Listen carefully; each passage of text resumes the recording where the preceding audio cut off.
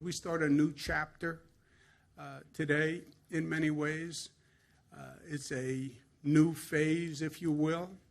May 15th is the end of the statewide closure. May 15th is the end of this week. And the question is now going to shift more towards localities and regions across the state to make sure they're in a position to open.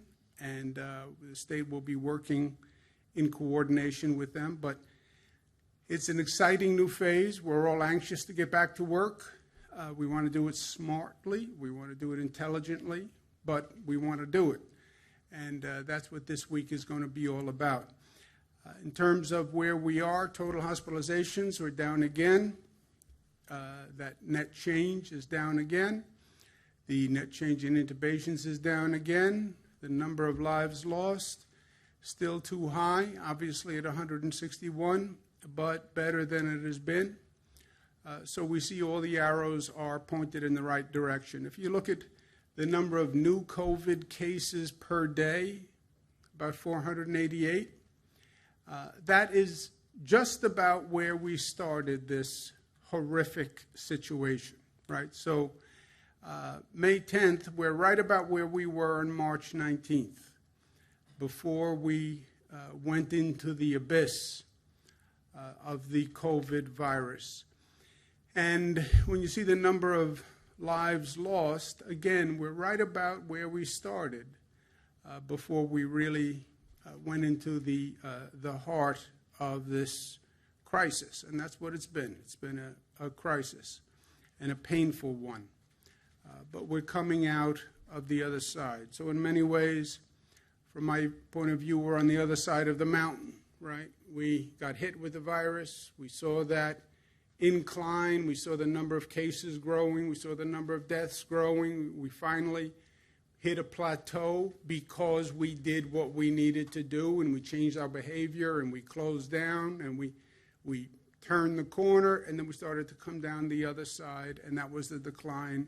And now the decline has gotten to a point where we are just about where we started the journey.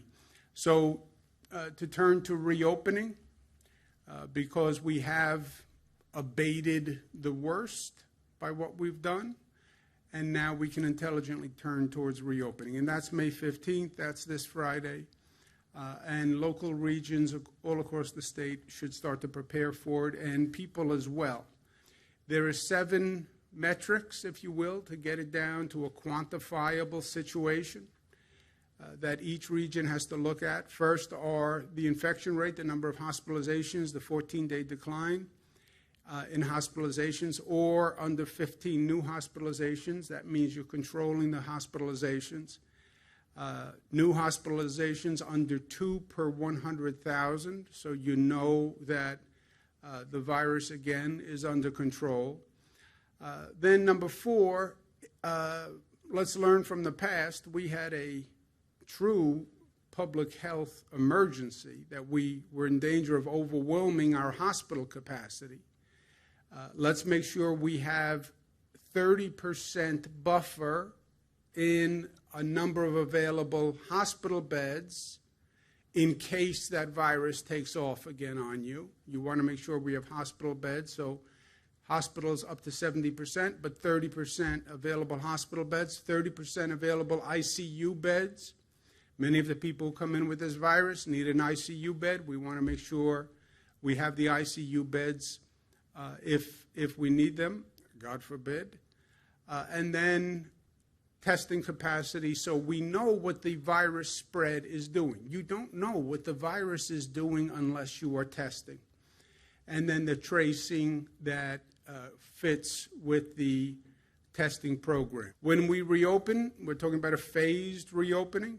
That's what everyone basically is doing. The question is moderating that phasing and doing it intelligently.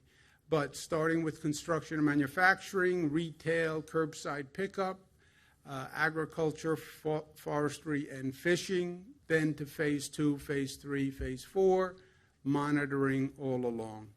We start with businesses that are more essential and pose a lower risk. right? Because once you say we're going to reopen, they say, well, what first? Well, really, everybody says me first. After me first, what businesses first? Those that are most essential and those that pose a lower risk because you can socially distance, etc. That's the matrix to make the decision. We'll also open certain businesses statewide, which are low risk, landscaping, gardening, low risk recreational activities like tennis, drive-in movie theaters.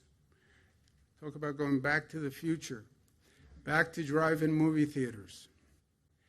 From day one, this was of such a magnitude that unless people engaged and understood and bought into this, government was impotent. State government can't enforce any of these things that we did. Stay in the house, close every school, close every business. State government can't enforce that. People had to understand the facts, and people had to engage in governing themselves in a way they hadn't in decades. People had to get engaged. People had to be informed. And that's the one thing I did right. Now, they got engaged because it mattered. This is not an abstract issue. You're talking about people's lives and people's health and the health of their children. So they were interested. They were engaged. But they were also informed. And I worked very hard every day to make sure they knew the facts. Trust the people. Lincoln, right? An informed public will keep this country safe. True. And that's exactly what happened here.